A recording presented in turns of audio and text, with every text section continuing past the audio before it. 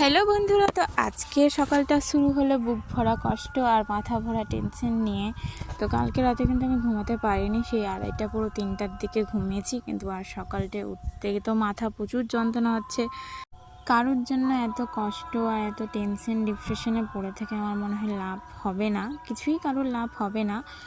একটা কথাই সবাইকে বলবো যে সবাই এগিয়ে যাও লাইফে, আর যার থাকার সে এমনিতেই থেকে যাবে, আর যার থাকার থাকার না সে কিন্তু কিছুতেই থাকবে না। তাকে ধরে বেঁধে যতই করে রাখুক না কেন কিছুতেই থাকবে না।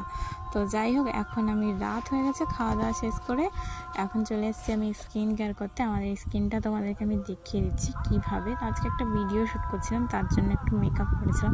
ফেসে কিন্তু আমি কোনো মেকআপ করিনি, শুধু আই মেকআপটা হালকাভাবে করেছিলাম, যেহেতু আমি এত মেকআপ করতে পারি না।